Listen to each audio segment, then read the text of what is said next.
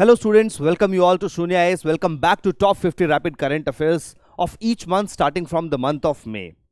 Current affairs, as UPSC had been asking in the past 3-4 years, been the major chunk of the paper, particularly for the prelims, because UPSC wants all the aspirants to be updated about the new happenings, whether it be international relations, whether it be emerging technologies, whether it be economic development, or judicial interpretation of the constitution as it is an evolving document.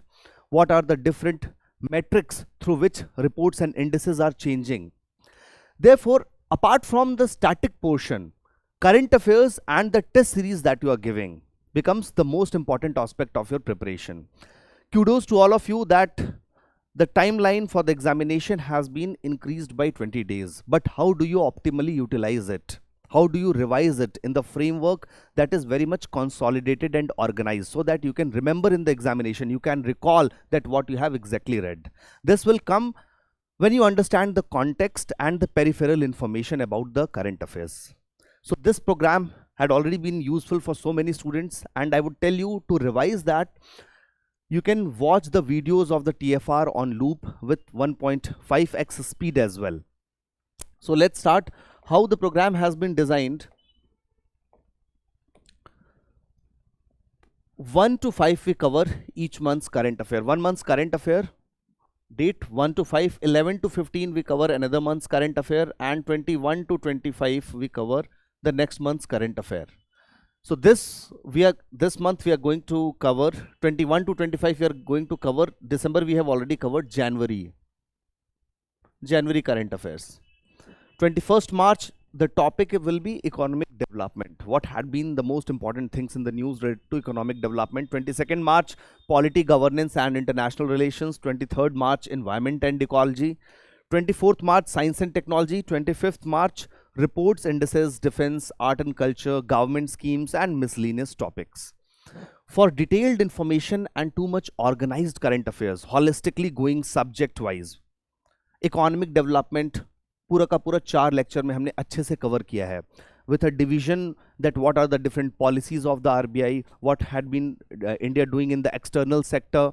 Okay, ऐसे करके हमने different 4 sections में divide किया. Similarly, the polity has been divided into 4 different chapters of the current affairs. इस तरीके से holistic current affairs from the past 2 years most important information has been dealt, along with the focus on previous year questions, because PYQ plays a pivotal role in decoding the demand of UPSC.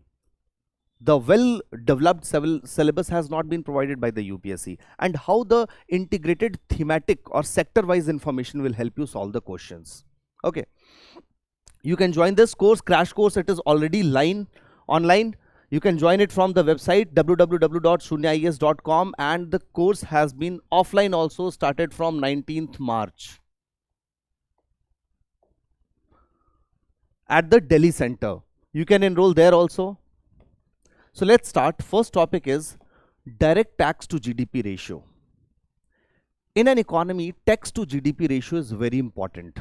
Tax to GDP ratio.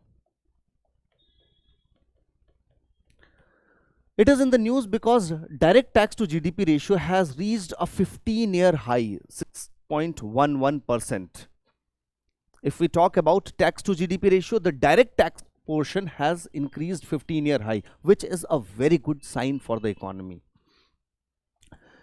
With this context, you must understand that हमारी economy की problem थी पहले, indirect taxes were more. Indirect taxes are not that good because incidence of those taxes on the poor people are equal with respect to the majority of the population, whereas direct taxes are proportional taxes. The people who are the citizens who are earning money are going to pay the taxes over here. And this robust phenomena of economic development is seen in the developed nations as well. Here, one thing that is called as tax to GDP ratio, it is reflective of tax buoyancy. Tax buoyancy of an economy. How buoyant taxation is? It means that if the GDP of an economy is growing rapidly, is it going to increase the taxation also? How rapidly the taxation is increasing into the economy with incremental increase in the GDP. This is called as tax buoyancy. The bad news along with the good news is that tax buoyancy of India has reduced in comparison. This year it has reduced in comparison to previous year. So the kind of questions that we are getting, the UPSC is writing, tax buoyancy has been consistently increasing from the past 3 years. That is a wrong statement right now. Plus students, one more thing that you need to understand, tax buoyancy जो है, tax to GDP ratio we understand. If we decrease, उल्टा गलत definition हमें नहीं समझनी है. If we decrease the GDP और taxation अगर हमारा उतना ही रहा तो tax bouncy would seem to increase, and that is not reflective of the real definition of the tax buoyancy. जब GDP increase करेगा, incremental increase in GDP with respect to the tax increase, we can only say it is the tax buoyancy. Okay, here we will see direct tax to GDP ratio gives an estimate of country's ability to mobilize resources to fuel its development. It means that, understand in the simple language, understand, अगर direct taxes का collection बढ़ रहा है, इसका मतलब government exchequer का revenue बढ़ रहा है. Tax collection goes to the revenue.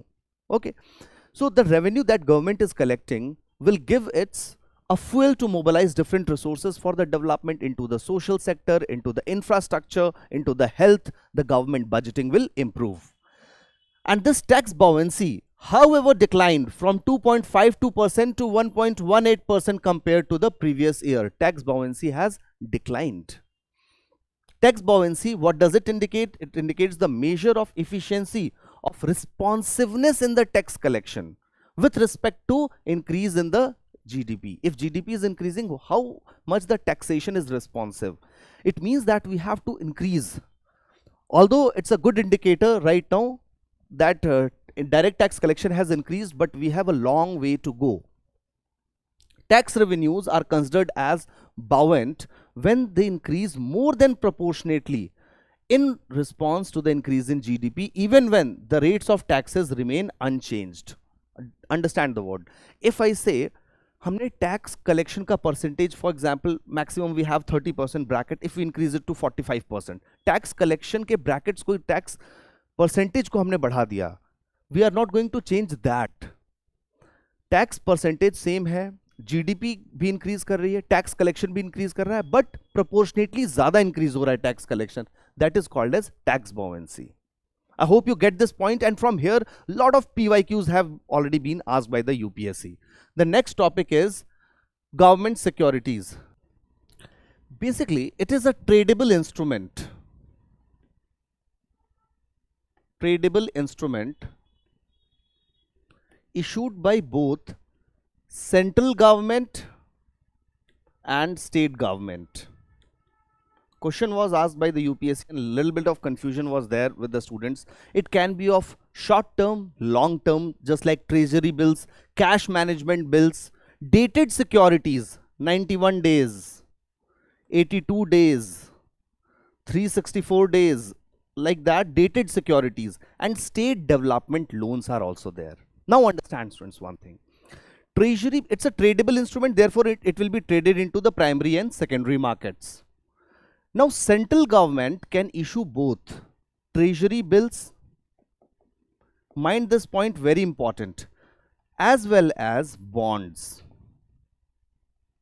Central government दोनों इशू कर सकती है, ट्रेजरी बिल्स भी और बॉन्ड्स भी, whereas state governments can only and only issue bonds. State government treasury bills issue नहीं करेगी. You get, and these bonds issued by the state government are termed as state development loans. Are we clear here? These treasury bills or bonds are particularly risk-free investments. Risk-free investments, therefore sometimes they are termed as gilt-edged securities also. Gilt-edged securities. For the retail investor,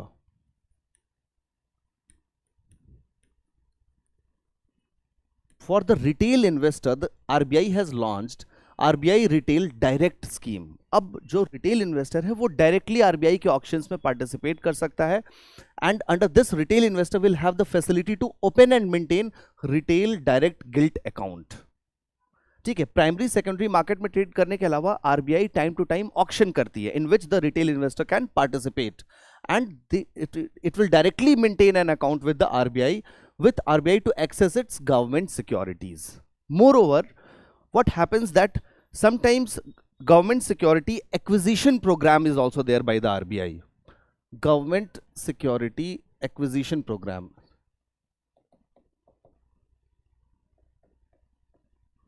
By RBI. With that, it's an open market operation. It absorbs the securities to manage the liquidity into the market, volatility into the market. It helps central bank in controlling excessive volatility faced by market participants in government security markets.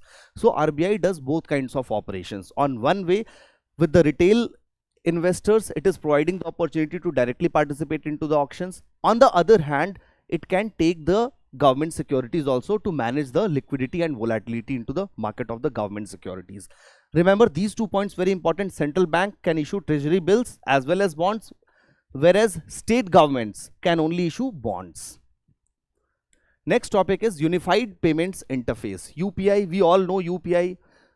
UPI had been evolving to change the dynamics of the payment system. It is a revolution in India's payment system. Right now, in the tier 1, tier 2 cities particularly, you will not be observing so much of cash transactions.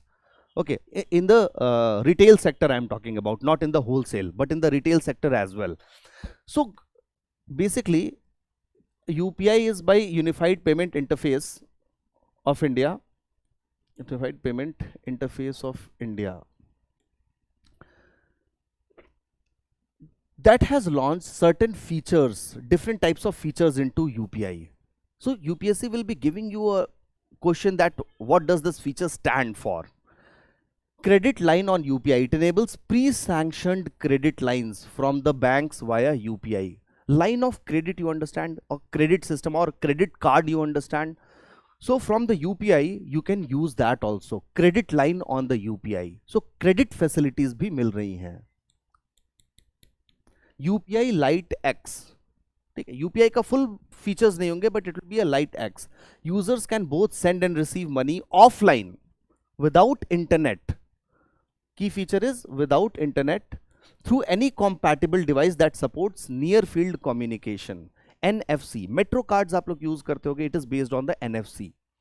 Near field communication. As soon as it is near the NFC, it will read the indications.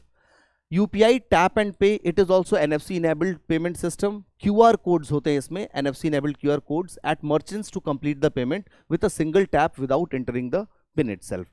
Even in the credit cards, tap and pay system is there. It is something like that, tap and pay system. Hello UPI.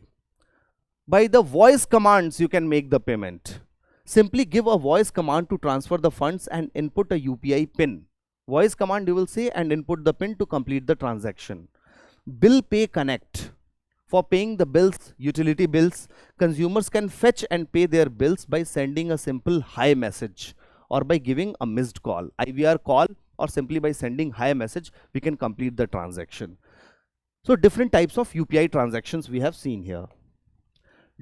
Domestic systemically important banks. Domestic systemically important banks. These are the different classification of banks. RBI started this exercise, Reserve Bank of India started this exercise in 2014. Because these banks are very important for the financial stability of India. These banks are too big to be ignored. If these banks find any kind of, scams or flaws into its functioning, then it can have a ripple effect on whole of the economy. So हम इनकी health पे बहुत focused है, on the health of these banks. Plus एक और चीज समझना है, जैसे ये domestically systematically important banks हैं, वैसे ही एक और चीज होती है globally systematically important banks. Globally systematically important banks are determined by Financial Stability Board of India. Financial Stability Board of India. And if they have branches in India, we have certain parametrics to regulate them. Here students, what happens, Basel Committee or Bank of International Settlements, BIS, it has certain regulations. So Basel 3 basically talks that at least 6%, 8% we should be maintaining the capital adequacy ratio of the banks. In India, the RBI mandates it to be 9%. 9%. and it is regulated particularly for the domestically systematically important banks, and we had been classifying these banks under certain buckets. Okay, so SBI bucket 3 and bucket 4 it moves, HDFC is in bucket 2 and ICICI in bucket 1. इनके लिए additional equity tier, this is called as CET1, tier 1, common equity tier 1. Common equity tier, you understand it as a in terms of common equity tier, you can calculate it that what are the total capital with the bank, total capital, net capital of the bank divided by the risk weighted assets multiplied by 100. This is CET1.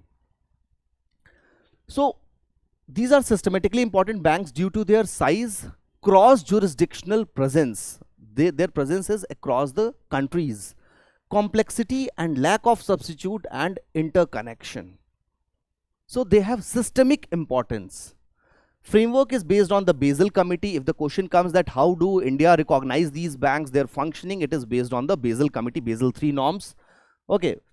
As per the latest lists, India's domestically systematically important banks are 3 banks we have: SBI bucket 4, HDFC bucket 2 and ICICI bucket 1.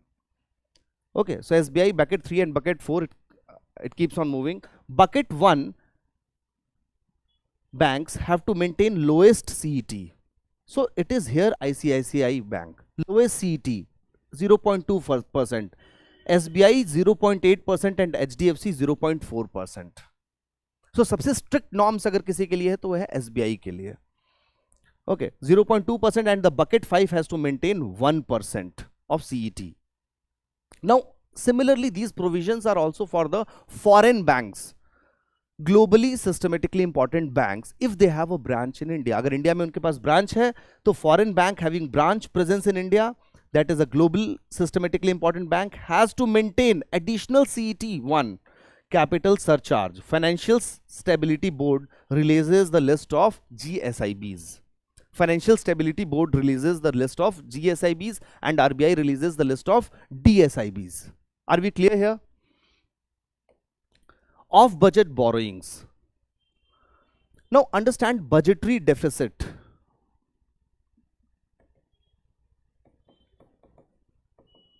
Or we talk about fiscal deficit. I am assuming that you know about FRBM Act, that how the state governments and central government should maintain their deficits, how they need to reduce their deficit. Small fiscal deficit is good for the economy. Therefore, to reduce their fiscal deficit, basically, state governments, what they do, they sometimes go for off-budget borrowings. Different CPUs, central public sector undertakings, SPU, state public sector undertakings, okay, these are their BSNL, MTNL, central government also does. In the budget, you will find there is a target for strategic disinvestment for that matter.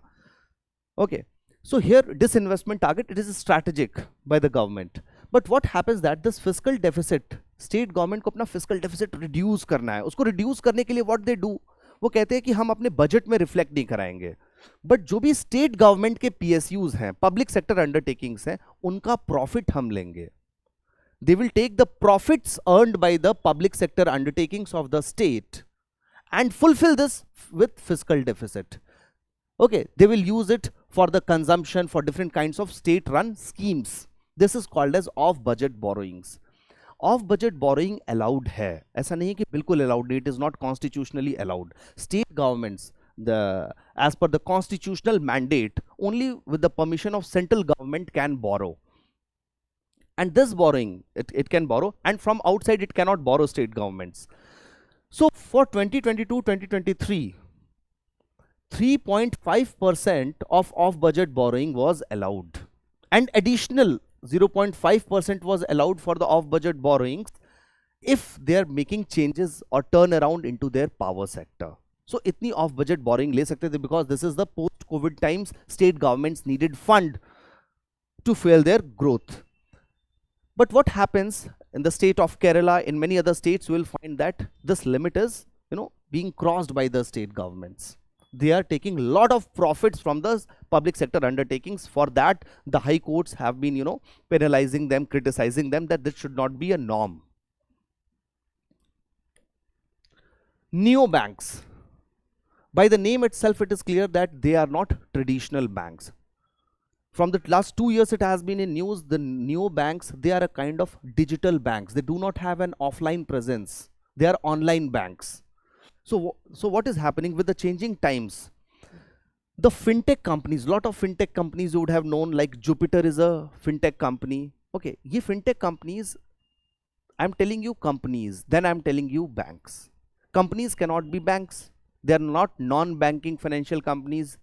So वो जो companies हैं वो banking operation में कैसे आ जा रहे हैं? How these companies can do the banking operations? These fintech companies basically tie up with the RBI licensed banks. RBI के जो licensed banks है, scheduled commercial banks जो हैं, उनके साथ वो टाई अप करते हैं, एक MOU, एक एग्रीमेंट साइन करते हैं, memorandum of understanding, that basically the banking services, proper banking services will be provided by the licensed banks. In India, the banking is very much regulated by RBI. So what happens, these fintech startups, they say we can bring a lot of customers by providing them different facilities, online facilities. So they bring customers to these banks, but these customers directly deal with the fintech companies. And here lies the tie-up or agreement. So students don't get confused that neobanks are actual banks. They are a kind of virtual banks, but their banking facility comes from this agreement, tie-up with the licensed banks by the RBI. Now let's see what are the difference between both of them. Traditional banks have physical banking establishment. They are web-based or mobile-based. So who will be faster? Web-based, mobile-based will be very much faster, and response time will be less. Okay, but physical banking, you have to visit the different queries. Resolution takes a lot of time. From the 100 years ago, we have seen the traditional bank. This is very new style, 10 years ago only. Long-term in-person with minor changes. Client relationship is very long-term because you know in person, the bank manager, the relationship manager over there into the banks who can manage your funds, who can guide you. But here, short-term, flexible, virtual, easy to modify opportunities are provided by the neobank. In-person, online and phone also facilities provided. Here in-person meetings are not there, only phone and online. So we have to understand this from the financial security purpose wise also. Here lot of filters has to be there. Offline banks or traditional banks are highly complex. Here this is low and lot of transparency is there. Complexity is not there in the online banks. Banking license, they have entire license. There is no license for the neo banks right now. They are not like small payment banks or finance banks. They are neo banks. Okay, bank offices, yes, it does not have any bank office. Confirmation process, it takes time for the confirmation verification. Traditional banking system, here the confirmation process is instant, within minutes. Central bank digital currency, the question has been asked by the UPSC, and again a developed version of the question will be asked. CBDC, central bank has launched, RBI basically, or central bank has launched CBDC, and it is in the pilot project. Okay. Similarly, students understand, central banking digital currency is not a tokenized form of currency. It is the currency. ये कोई token form नहीं है currency का, यही currency है. It is a fiat currency. It's a legal tender already. Okay. So with that, what happens that Bank of International Settlements has come up with the Project Mariana.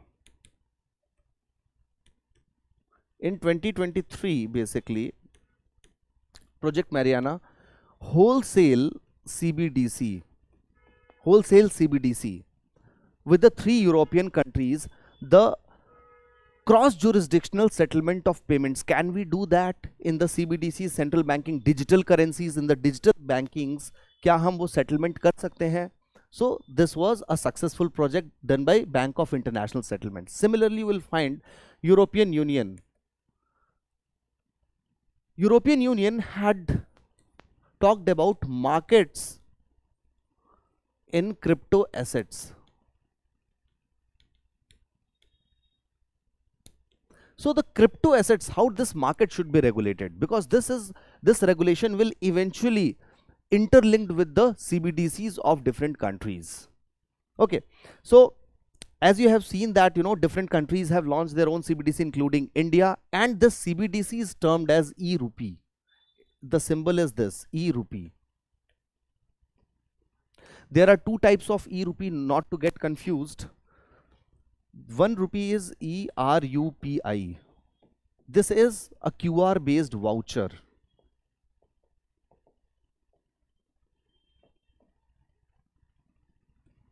Okay, QR based voucher or SMS based voucher, and this CBDC is e-rupee. Okay, e-rupee. So not to get confused with both of them. It is a legal tender by a regulator in digital form. It is different from the UPI payments or the wallets.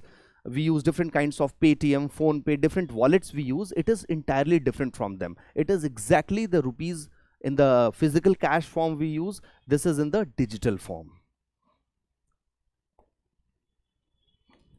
Okay guys, so thank you. Keep revising. Let's meet soon.